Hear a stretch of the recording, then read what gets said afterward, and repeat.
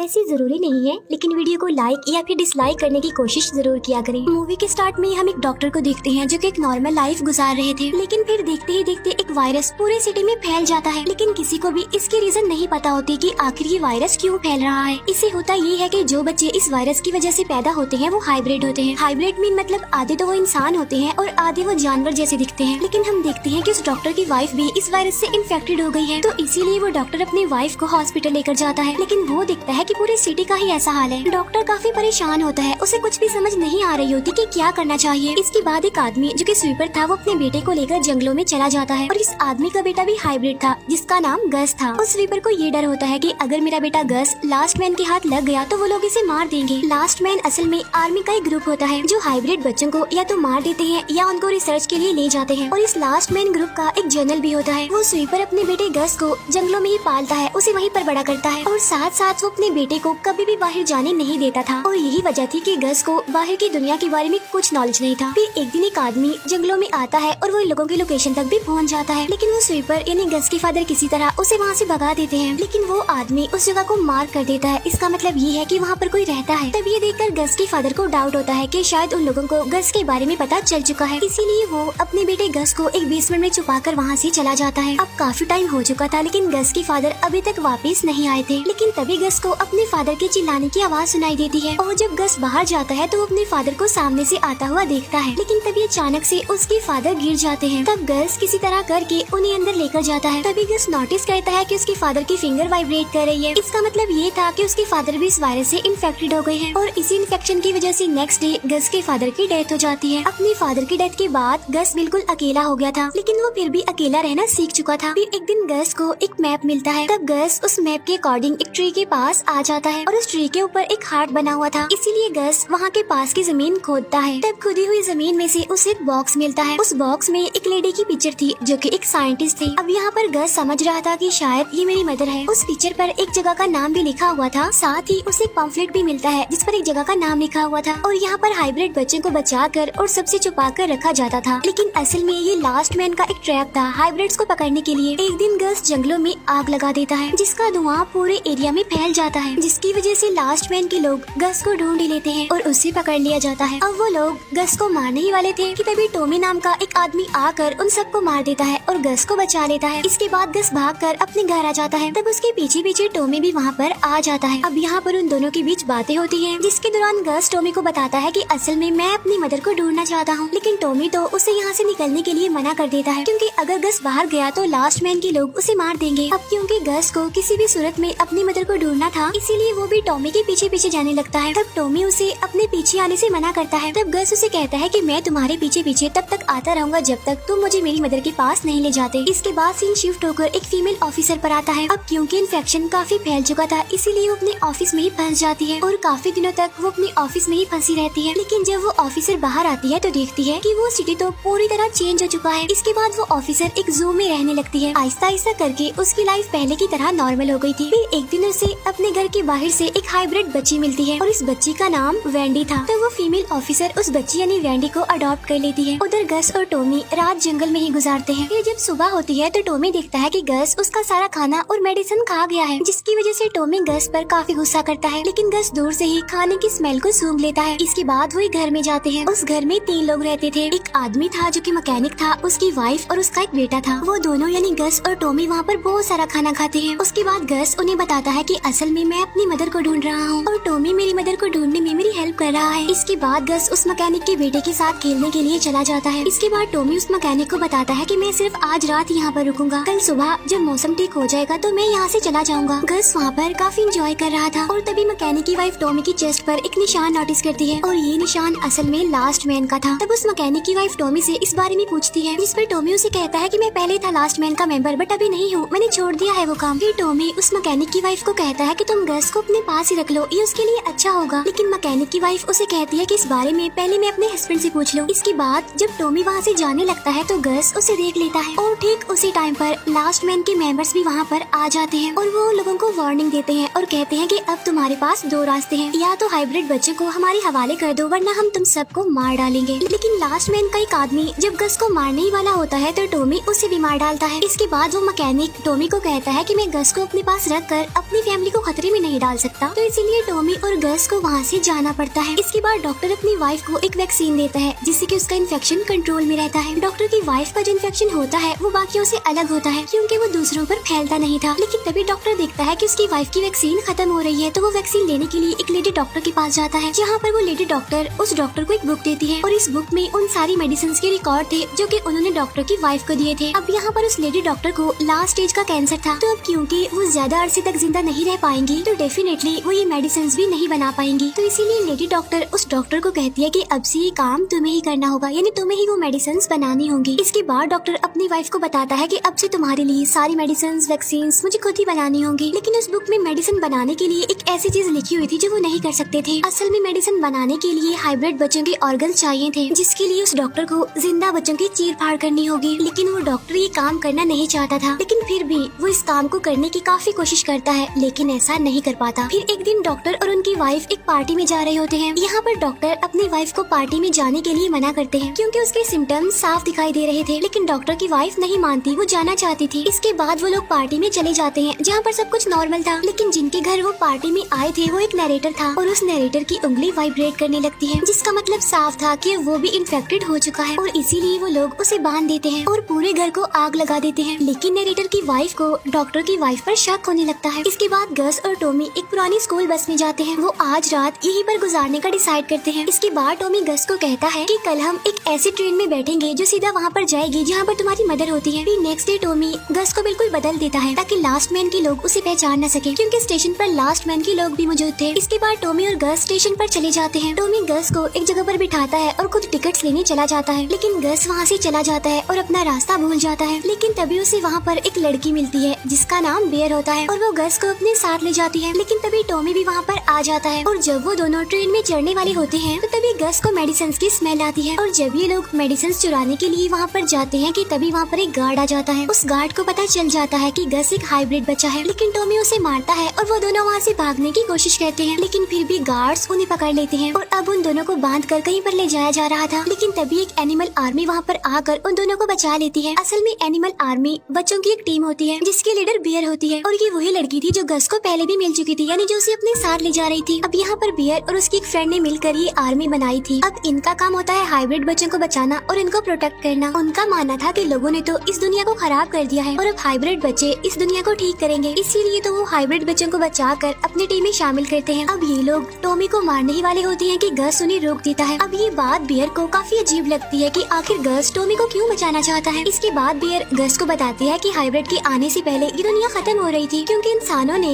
इसे बर्बाद कर दिया था, लेकिन जब से हम जैसे लोग इस दुनिया पर आए हैं तो हम अर्थ को ठीक कर रहे हैं और यही वजह है कि हम हाइब्रिड बच्चों को बचाते हैं। गस बियर को बताता है कि असल में मैं अपनी मदर को ढूंढ रहा हूँ और टॉमी इसमें मेरी हेल्प कर रहा है। तो बियर उसे कहती है कि अगर तुम चाहो तो मैं तुम्हारी मदर का पता लगवा सकती हूँ, लेकिन हाँ ये बात हम दोनों के बीच सीक्रेट रहनी चाहिए। यहाँ पर बियर उसे ये भी बताती है कि टॉमी भी उन्हें लास्ट मैन में से एक है जिसने तुम जैसे बहुत सारे लोगों को मारा है। फिर इसके बाद उस नरेटर की वाइफ डॉक्टर के घर आती है और तभी उस नरेटर की वाइफ को पता चल जाता है कि डॉक्टर की वाइफ इन्फेक्टेड है, तो इसीलिए अब वो बाकी लोगों को बचाने जा रही होती है। जहाँ पर वो डॉक्टर उसे रोकने की कोशिश कर रहा होता है, लेकिन उस डॉक्टर का घोड़ा उस लेडी को किक कर देता है जिससे उसकी मौत हो जाती है। इसके बाद वो दोनों हस्बैंड वाइफ उसकी बॉडी को फ्रीजर में छुपा देते हैं। इसके बाद हमें वो फीमेल ऑफिसर और उसकी बेटी वेंडी दिखाई जाती है। वेंडी यानी वही हाइब्रिड बच्ची। असल में उन्हें एक आवाज सुनाई देती है और जब वेंडी की मदर चेक करने जाती है तो वहाँ पर एक हाइब्रिड बच्चा होता है जो कि वेंडी का फ्रेंड था। इसके बाद वो फीमेल ऑफिसर उसे भी अपने साथ रख लेती है। इसके बाद वो फीमेल ऑफिसर सभी हाइब्रिड बच्चों को प्रोटेक्ट करने का काम करती है, लेकिन वो रेडियो से कांटेक्ट करती है ताकि किसी को उसकी लोकेशन का पता ना चले। लेकिन उसे हमेशा इस बात का डर होता है कि कहीं लास्ट मैन के लोगों को उनकी लोकेशन का पता न चल जाए। उधर वो एनिमल आर्मी टॉमी को मारने वाले होते हैं, लेकिन तभी बियर अपना डिसीजन चेंज कर लेती है, इसीलिए वो टॉमी को आजाद करने का कहती है। लेकिन जो बियर की फ्रेंड होती है वो ऐसा नहीं चाहती थी कि टॉमी को छोड़ा जाए, तो इसीलिए उनकी आपस में ही लड़ाई होने लगती है। तब इस बात का फायदा उठाकर गस टॉमी को छुड़ा लेता है और वो दोनों वहाँ से भाग जाते हैं। लेकिन तभी अचानक से बियर भी अपनी टीम को छोड़कर वहाँ से चली जाती है। इसके बाद लास्ट मैन ग्रुप का जनरल उसी लेडी डॉक्टर से मिलता है और वो उस लेडी डॉक्टर से उसी बुक के बारे में पूछता है, जिस पर वो लेडी डॉक्टर कहती है कि वो बुक तो मैंने डॉक्टर को दे दी है, लेकिन वो जनरल वहाँ से चला जाता है इससे पहले वो उस लेडी डॉक्टर को मार डालता है। इसके बाद टॉमी गस को कहता है कि मैं तुम्हें वहाँ पर जरूर लेकर जाऊंगा जहाँ पर तुम्हारी मदर रहती है। तभी उन्हें रास्ते में बियर भी मिल जाती है। यहाँ पर बियर गस को उसकी मदर का एड्रेस देती है जिसमें कि एक सिटी का नाम लिखा हुआ था। इसके बाद वो तीनों ट्रेन के लिए चल पड़ते हैं, लेकिन इससे पहले उन्हें एक ऐसी वैली को पार करना था जहाँ जहाँ पर मरे हुए हाइब्रिड बच्चों को दफनाया जाता था। तभी डॉक्टर को पता चलता है कि नरेटर की वाइफ को ढूंढा जा रहा है। नरेटर की वाइफ वही जिसकी डेड बॉडी को उन्होंने फ्रीजर में रखा हुआ था। अब इस बात की वजह से वो डॉक्टर काफी परेशान हो जाता है, लेकिन डॉक्टर की वाइफ उसे समझाती है कि इसमें हमारा तो कोई कसूर नहीं है। इसके बाद उन्हें क्लिनिक से एक कॉल आती है क्योंकि उनके लिए एक डिलीवरी बॉक्स आया था, लेकिन जब वो लोग बॉक्स ओपन करते हैं तो वहाँ पर उन्हें हाइब्रिड आउट ऑफ स्टॉक लिखा हुआ मिलता है। और तभी डॉक्टर की वाइफ नोटिस करती है कि फ्रीजर में से पानी बाहर आ रहा है, और जब वो लोग चेक करते हैं तो वहाँ पर उस नरेटर की वाइफ की डेड बॉडी पड़ी होती है। साथ साथ फ्रीजर का डोर भी ओपन था। इसका मतलब ये था कि किसी ने उस नरेटर की डेड बॉडी को देख लिया था। तभी ये देखकर डॉक्टर और उसकी वाइफ वहाँ से भागने लगते हैं, लेकिन तभी वहाँ पर कुछ लोग आ जाते हैं। लेकिन वो डॉक्टर उनसे झूठ बोलता है कि नरेटर की वाइफ तो इन्फेक्टेड थी। लेकिन तभी डॉक्टर की वाइफ की फिंगर वाइब्रेट करने लगती है, जिसकी वजह से सबको पता चल जाता है कि डॉक्टर की वाइफ भी इन्फेक्टेड है। तो इसीलिए वो लोग उन दोनों को बांध देते हैं। लेकिन डॉक्टर उन्हें काफी समझाने की कोशिश करता है कि मेरी वाइफ का इन्फेक्शन नहीं फैलता, लेकिन वो लोग फिर भी उसकी बात का यकीन नहीं करते, और इसीलिए वो उन दोनों को अंदर बंद करके लैब को आग लगा देते हैं। लेकिन तभी वहाँ पर जर्नल आकर उन दोनों को बचा लेता है। साथ साथ जर्नल को वो बुक भी मिल जाती है जिसे वो लेने यहाँ पर आया था। डॉक्टर की वाइफ जर्नल को कहती है कि अगर तुम ट्रीटमेंट चाहते हो तो तुम्हें हम दोनों को छुड़ाना होगा। तब यहाँ पर डॉक्टर जर्नल को बताता है कि उस लेडी डॉक्टर की रिसर्च में थोड़ी बहुत कमियां रह गई थी, लेकिन उन कमियों को मैंने ठीक कर दिया है और वायरस का इलाज भी ढूंढ लिया है। और ये वायरस कैसे ठीक हो सकता है मैं तुम्हें तभी बताऊंगा अगर तुम हम दोनों को यहाँ से आजाद करोगे। असल में वो दोनों यहाँ पर जर्नल से झूठ बोल रहे होते हैं। दूसरी तरफ वेंडी की फ्रेंड को एक रिबन मिलता है। तब ये देखकर उस फीमेल ऑफिसर को पता चल जाता है कि लास्ट मैन ने आखिर हमें ढूंढ लिया है। चेक करने पर वो फीमेल ऑफिसर देखती है कि वहाँ पर तो और भी रिबन्स बंधे हुए हैं। इसका मतलब ये था कि लास्ट मैन ग्रुप ने उनकी इस जगह को मार्क कर दिया है। इसके बाद वेंडी उस फीमेल ऑफिसर यानी अपनी मदर को कहती है कि हमें यहाँ से निकलना चाहिए। इसके बाद हमें वो तीनों दिखाए जाते हैं और उन्हें दूसरी साइड पर जाने के लिए एक ब्रिज को पार करना था। लेकिन तभी वहाँ टॉमी और बियर की आपस में बहस होने लगती है। लेकिन गस अकेले ही ब्रिज को पार करने की कोशिश करता है, लेकिन ब्रिज टूट जाता है, जिसकी वजह से गस लटक जाता है। अब यहाँ पर टॉमी गस को बचाने की काफी कोशिश करता है, लेकिन गस नीचे गिर जाता है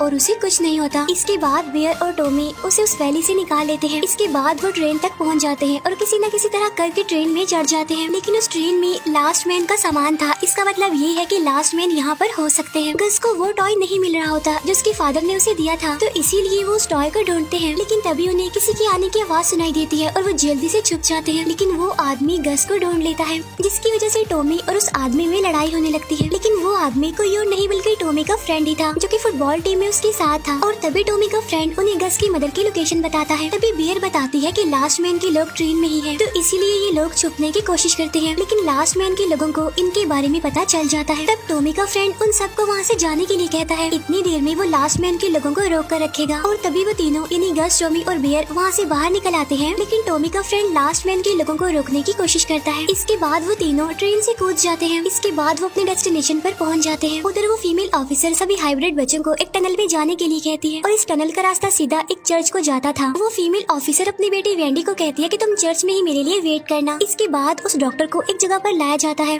जहाँ डॉक्टर की वाइफ को अलग से क्वारंटीन किया जाता है। इसके बाद वो जर्नल डॉक्टर को कहता है कि तुम्हें जो चाहिए मैं तुम्हें वो दे दूंगा, बस मुझे इस वायरस को खत्म करने के लिए मेडिसिन चाहिए। इसके बाद गस अपनी मदर के घर पहुँच जाता है, जहाँ पर उसे उसकी मदर यानी साइंटिस्ट तो नहीं मिलती, बल्कि उसकी मदर की फ्रेंड मिल जाती है। उसकी मदर की फ्रेंड उसे बताती है कि तुम्हारी मदर तो तुम्हें बहुत अरसा पहले ही ढूंढने चली गई थी, और उसके बाद वो कभी भी वापस नहीं आई। फिर वो लड़ी गस को एक की देती है जो कि एक स्टोर रूम की थी। इसके बाद वो लोग उस स्टोर रूम में जाते हैं, जहाँ पर बियर को एक फाइल मिलती है, और वो उस फाइल को टॉमी को दिखाती है। और जब गस उस फाइल को देखता है तो उसके ऊपर उसका नाम लिखा होता है, जिसका मतलब था जेनेटिक यूनिट सीरीज 1, जिससे उन्हें पता चलता है कि वो साइंटिस्ट गस की मदर नहीं है, बल्कि गस को तो एक लैब में बनाया गया था, और ये वही लैब थी जिससे ये वायरस निकला था। अब गस इस बात को बर्दाश्त नहीं कर पाता और इसीलिए वो वहाँ से भाग जाता है। इसके बाद हमें फ्लैशबैक का एक सीन दिखाया जाता है, जहाँ पर हम गस के फादर यानी उसी स्वीपर को देखते हैं, जो कि एक लैब में काम करता था, और उसी लैब में वो साइंटिस्ट थी यानी गस की मदर जिसे कहा गया है। फिर एक दिन वो दोनों यानी वो साइंटिस्ट और वो स्वीपर मिलते हैं और आपस में बातें करते हैं और उनकी दोस्ती हो जाती है। फिर वो साइंटिस्ट उस स्वीपर को बताती है कि असल में मैं एक प्रोजेक्ट पर काम कर रही हूँ, जिसमें बेसिकली मैं एक माइक्रोब को ढूंढ रही हूँ, जिसके बारे में किसी को भी कुछ नहीं पता। लेकिन अभी सिटी में मुझे वो माइक्रोब मिल चुका है, जिसे हम लोग एग पर टेस्ट करते हैं और उसके बाद हम वैक्सीन बनाते हैं, जिससे लोगों की जान बचाई जा सकती है। लेकिन अगर इसमें कोई गलती या कोई गड़बड़ होगी तो बहुत बुरा होगा, क्योंकि लाखों लोगों की जानें जा सकती है। फिर इसके बाद उस साइंटिस्ट के पास उसके फ्रेंड की कॉल आती है और वो उसे बताती है कि आर्मी ने लैब पर कब्जा कर लिया है और आर्मी सारी चीजों को वहाँ से ले जा रही है। वो उस साइंटिस्ट को कहती है कि लेकिन मैंने तुम्हारा प्रोजेक्ट छुपा कर रखा है सबसे। फिर इसके बाद वो दोनों यानी साइंटिस्ट और स्वीपर उसी लैब में जाते हैं। वहाँ जाकर वो साइंटिस्ट स्वीपर को अपना प्रोजेक्ट दिखाती है। असल में जो माइक्रोब उन्होंने यूज किए थे उससे वो गस को बनाने में कामयाब हो गए थे। फिर इसके बाद वो साइंटिस्ट गस को उस स्वीपर को दे देती है, क्योंकि अगर गस मिलिट्री के हाथ लग गया तो वो लोग या तो इसे मार देंगे या इस पर रिसर्च करेंगे। इसके बाद वो साइंटिस्ट स्वीपर को कहती है कि तुम गस को यहाँ से लेकर जल्दी से चले जाओ, और तब वो स्वीपर करता भी ऐसे है, वो गस को वहाँ से लेकर चला जाता है। तो जाहिर सी बात है कि वो स्वीपर भी गस का फादर नहीं था। इसके बाद गस वहाँ से भागकर एक प्लेन में आता है जिसका रेडियो ऑन था। तब इसीलिए गस जनरल को मैसेज कर देता है। उधर वो जनरल उस फीमेल ऑफिसर के घर को घेर लेता है। फिर जनरल कहता है कि हाइब्रिड बच्चों को मेरे हवाले कर दो, लेकिन वो ऑफिसर यानी वेंडी की मदर ऐसा करने से मना कर देती है। अब यहाँ पर वो ऑफिसर उन्हें रोकने की कोशिश करती है, लेकिन नहीं रोक पाती, वो अंदर आ जाते हैं। उधर वेंडी सबको लेकर चर्च में पहुँच जाती है। यहाँ पर वेंडी सभी को टनल के अंदर ही रहने के लिए कहती है, लेकिन तभी वेंडी का फ्रेंड बाहर आ जाता है और वेंडी उसे बचाने जाती है, लेकिन तभी लास्ट मैन के लोग वहाँ पर आकर उन्हें पकड़ लेते हैं। इसके बाद जब वो ऑफिसर वहाँ पर आकर चेक करती है तो वो देखती है कि लास्ट मैन के लोग तो सभी हाइब्रिड बच्चों को वहाँ से ले गए हैं। इसके बाद बियर को एक फोन मिलता है जिसे वो ठीक करने की कोशिश करती है और जल्दी वो फोन ठीक हो जाता है। तब इतनी ही देर में वहाँ पर साइंटिस्ट की फ्रेंड भी आ जाती है। अब यहाँ पर बियर उसे अपने बारे में बताने लगती है कि मेरा असली नाम कुछ और ही है। वो बताती है कि मुझे अडॉप्ट किया गया था, लेकिन इन्फेक्शन की वजह से मेरे पेरेंट्स की मौत हो गई, लेकिन मेरी एक बहन थी जो हाइब्रिड थी, लेकिन उसे लास्ट मैन के लोग उठाकर ले गए। इसके बाद टॉमी गस को ढूंढ लेता है। यहाँ पर टॉमी गस को बताता है कि मेरा भी एक बेटा था जो बिल्कुल तुम्हारी ही तरह था। एक दिन टॉमी अपनी प्रेग्नेंट वाइफ को हॉस्पिटल लेकर जाता है जहाँ पर टॉमी का बेटा होता है, और जब टॉमी उसे देखने जाता है तो वो देखता है कि वो कोई आम बच्चा नहीं है बल्कि वो एक हाइब्रिड बच्चा है। यहाँ पर टॉमी को कुछ भी समझ नहीं आती कि क्या करना चाहिए, इसीलिए वो घबराते हुए वहाँ से चला जाता है। लेकिन जब वो वापस आता है तो वहाँ पर उसका बच्चा और उसकी वाइफ दोनों ही गायब थे, और उसके बाद से ही टॉमी ने अपनी वाइफ और अपने बच्चे को कभी भी नहीं देखा। तभी गस टॉमी को बताता है कि मैंने जनरल को भी यहाँ पर बुला लिया है, लेकिन तभी उन्हें गोली चलने की आवाज सुनाई देती है। अब टॉमी तो वहीं पर ही गिर जाता है, लेकिन जनरल के लोग गस को वहाँ से ले जाते हैं। इसके बाद गस को उसे डॉक्टर के पास लाया जाता है। यहाँ पर डॉक्टर को पता चल जाता है कि गस बोल भी सकता है। तभी ये देखकर वो डॉक्टर अपने असिस्टेंट को कहता है कि गस के बदले किसी और हाइब्रिड बच्चे को लाया जाए। इसके बाद टॉमी को कोई उठा कर ले जाता है, और जब उसे होश आती है तो उसके सामने वही ऑफिसर बैठी होती है और वो टॉमी से हेल्प मांगती है कि तुम्हें मेरे बच्चों को बचाना होगा। इसके बाद गस अपने जैसे बाकी बच्चों से मिलता है। अब बियर एक नंबर पर कॉल करने की कोशिश करती है जो कि उस फोन में ही होता है। वो नंबर कनेक्ट हो जाता है और वो फोन कोई और नहीं बल्कि वही साइंटिस्ट उठाती है जिसे गस की मदर कहा गया था, और वो अभी जिंदा थी। वो अलास्का में थी और इस वायरस का इलाज ढूंढ रही थी। और यहीं पर इस मूवी का द एंड हो जाता है। Thank you for watching.